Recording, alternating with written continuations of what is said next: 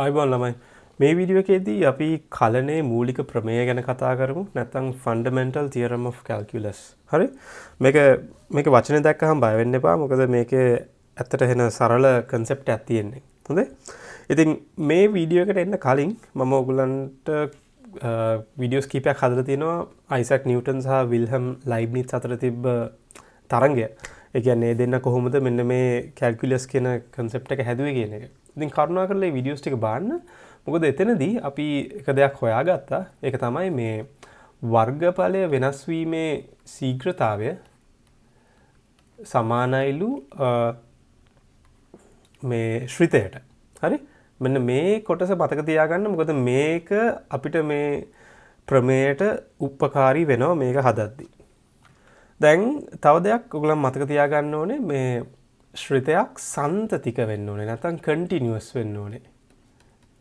ඒක එච්චර අමාරු දෙයක් හැටියට හිතන්න එපා. මොකද ඒක ඇත්තට එක්තරා ඇක්සියම් එකක් නැත්නම් නීතියක් මෙන්න මේ ප්‍රමේය කරන්න අපිට මෙන්න මේ කන්ඩිෂන්ස් ටික තියෙන්න ඕනේ. ඉතින් ඒක කොන්දේසියක් තමයි මේ ශ්‍රිතය සන්තතික නැත්නම් කන්ටිනියස් වෙන්න ඕනේ. සන්තතිකයි කියන එකේ අදහස් කරන්නේ සරලව ගත්තොත් දැන් හිතන්න බලන්න මම මේ පැන්සල උස්සන්නේ නැතුව මට මෙන්න මේ ශ්‍රිතය අඳින්න පුළුවන් නම් ඒත් එක්කම කියමු බලන්න මම මේකට මේ ලක්ෂයක් දෙනවා මෙතන තියෙන්නේ C ලක්ෂය ඒත් එක්ක මෙතන තියෙන්නේ D ලක්ෂය කියලා මෙන්න මේ පරාසය ඇතුළත මේ ශ්‍රිතය මට සන්තතිකයි කියලා කියන්න පුළුවන්. දැන් සන්තතික නොවන්නේ හිතන්න බලන්න මම මෙහෙම අඳින ගමන් මම මේ පෑන උස්සලා මේක මෙහෙන් පටන් ගත්තොත් මෙතන හිඩැසක් තියෙනවානේ. එතකොට ඒක සන්තතික නැහැ. එහෙමත් නැත්නම් සමහර ශ්‍රිත තියෙනවා මෙහෙම උඩහට ගිහිල්ලා ඒක අනන්තයට ගිහිල්ලා අනිත් එක එන්නේ මෙන්න මේ පැත්තෙන්. ඉතින් ඒතරත් මේකේ සන්තතික බවක් නැහැ. සන්තතික වෙන්න නම් මම කිව්වා වගේ අර පෑන ලියනකොට ඒක උස්සන්න නැතුව ලියන්න ඕනේ. අන්න ඒක තමයි අපි සන්තතිකයි කියලා අදහස් කරන්නේ. ඕකේ. ඉතින් මට මෙතන ශ්‍රිතයක් තියෙනවා. මම ඒකට කියනවා y සමානයි simple f වල t. එතන මේක මෙන්න මේ රේන්ජ් එක ඇතුලේ නැත්නම් මේ පරාසය ඇතුලේ ඒක සන්තතිකයි. continuous. එහෙමනම් අපිට ඇත්තට මේක ගැන දෙයක් කියන්න පුළුවන්. මෙන්න මේ පරාසය ඇතුලේ මේ කියන්නේ C හා D අතර පවතින ඕනෑම ලක්ෂයක අපිට කියන්න පුළුවන්. මෙන්න මේක අපි කියමු බලන්න මේ මෙහෙම මම මේකේ ඒරියා එක නැත්නම් මේකේ වර්ගඵලයට අදාළ සමීකරණයක් හදනවා කියලා. ඒතර මේ වර්ගඵලය කියමු බලන්න මම කැපිටල් F වලින් කියනවා කියලා. ඒතර මේක x කියන ලක්ෂය. ඒතර මේ f වල x කියන කොටස මට මේකට සම්බන්ධතාවයක් හදන්න පුළුවන් මෙතනින්.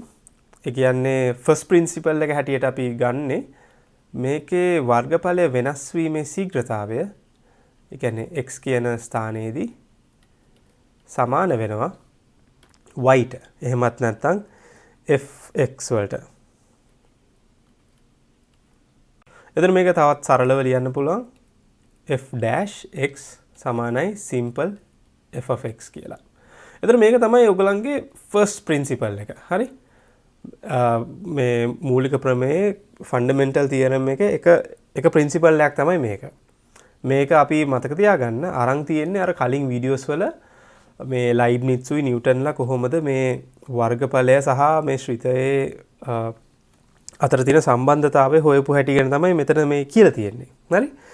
මේක පදනම් කරගෙන තමයි අපි ඊළඟ ප්‍රින්සිපල් එකට යන්නේ. එතකොට දැන් මේකට තවත් වචනයක් තමයි ඇන්ටි ඩෙරිවටිව්. ඒ කියන්නේ කැපිටල් F කියන්නේ සිම්පල් F වල ඇන්ටි ඩෙරිවටිව් එකක්. capital F is the anti derivative. නැත්නම් ප්‍රතිව්‍යුත්පන්නය of simple F. හරි? මේක ඒක මත මේකෙන් මෙන්න මේ මූල ධර්මයෙන් එන දෙයක් තමයි මේ අපි මේ ඩිස්කස් කරලා තියෙන්නේ. එතකොට මම මේකේ සෙකන්ඩ් ප්‍රින්සිපල් එකට යන්න. හිතන්න බලන්න මේ වගේ ප්‍රශ්නයක් තියෙනවා. capital F වල B අඩු කිරීම මම මේක වෙන පාටකින් දාන්න. කැපිටල් F වල A. හරි? දැන් මතක තියාගන්න මේ B තියෙන්නේ මෙතන. අපි B ඊට වඩා වැඩි කියලා ගමු. හරි? ඒත් එකම A තියෙන්නේ එහා පැත්තේ. හරි? දැන් අපි කොහොමද මෙන්න මේක අපි දැන් මෙතනින් හොයාගත්ත ප්‍රින්සිපල් එක පාවිච්චි කරලා ඒකට උත්තරේ ගන්න. අන්න ඒක තමයි අපේ ප්‍රශ්නේ. ඒක මත අපිට මේක තවත් ලේසි වෙයි. Okay? So basically මෙතන තමයි මේක ඇත්තට area problem එකක්. අපි වර්ගඵල දෙකක් අතර අන්තරය තමයි මෙතනදී හොයන්න යන්නේ. දැන් capital F වල B වර්ගඵල කියන්නේ මම ඕන මෙතන graph එකේදී ඇඳලා පෙන්නන්නම්. මෙතන ඉඳන් තියෙන ටික.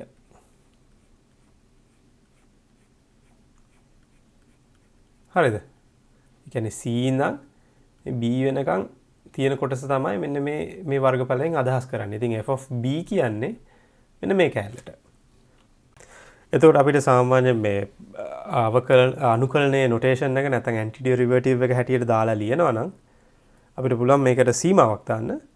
මොකද අපි අනුකලනය කරන්නේ මේ simple f of t කියන ශ්‍රිතය t ට සාපේක්ෂව. එතකොට මේකේ සීමාව වෙන්නේ මෙතන b එනවා. b තමයි උඩ ඉන්න එක්කෙනා. යට එන්නේ C. හරි? ඊට පස්සේ අපි මේක අඩු කරන්න ඕනේ capital F of A කියන කැලලෙන්. එතකොට ඒකට අදාළ කොටස වෙන්නේ මෙතන මම A ඇඳලා පේන්නේ නැතුව ඇති. මෙන්න මෙතන තියෙන කොටස. එතන මම මෙතන මෙහෙම පාට කරගෙන යනවා. හරි? එතන මේක තමයි A ට අදාළ කොටස වෙන්නේ. එතකොට ඒක අපි කොහොමද ලියන්නේ? ඒක අපි ලියන්නේ අර වගේම කොක්ක දාලා මෙතන A තියෙනවා ඊට පස්සේ මෙතන C ඉන්නවා simple f වල t dt හරි එතකොට මොකක්ද අපිට මෙතනින් ගන්න පුළුවන් අපි ඇත්තට මෙතනදී මේ හොයන්නේ කාවද මම ඕන මෙතන එක ආයෙත් highlight කරලා පෙන්නන්නම් අපි ඇත්තට හොයන්නේ මෙන්න මෙතන මේ මැද කොටසනේ මෙන්න මෙයාගේ වර්ගඵලයනේ අපි මේ දැන් හොයන්නේ. මේක ඔයගොල්ලන්ට මේ පාටවල් දෙක පේනවද දන්නේ මේ මොකද ගොඩක් පාට දාලා තියෙන නිසා. ඉතින් අපි මේ රතු පාටෙන් තියෙන කොටස තමයි ඇත්තට මේ හොයන්න යන්නේ. මේක රතු පාට හැටියට පේනවද දන්නේ but මෙන්න මේ වර්ගඵලය තමයි අපි දැන් හොයන්න යන්නේ. එතකොට ඒක මොකද්ද? ඉතින් ඒක මහ ලොකු දෙයක් නෙමෙයි. ඉතින් ඒකේ වර්ගඵලය අපිට මෙන්න මේ නොටේෂන් එකේ ලියන්න පුළුවන්. කොක්ක දාලා ඒකේ මොකද්ද තියෙන මේ අන්තරය b උයි a නේ. ඉතින් මෙතන b ඉන්නවා මෙතන a එනවා f වල t dt. එතකොට මේක තමයි ෆන්ඩමෙන්ටල් ඒ කියන්නේ මේකේ දෙවෙනි කොටස. එතකොට මේක නැවත වතාවක් අපි හරි විදියට ලියනවා නම් අපි මේක ලියන්න ඕනේ මෙහෙම කොක්ක දාලා අපේ සීමාව මාක් කරලා මේක සමාන වෙනවා capital FB අඩු කිරීම capital FA.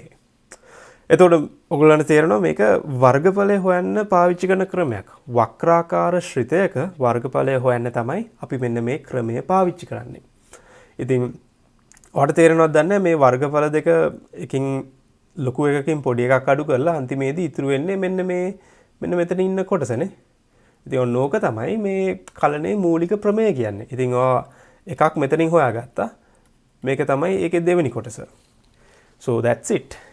ඊට පස්සේ අපි ගණන් කිහිපයක් හදමු. එතකොට මේක තවත් ගොඩක් පැහැදිලි වෙයි.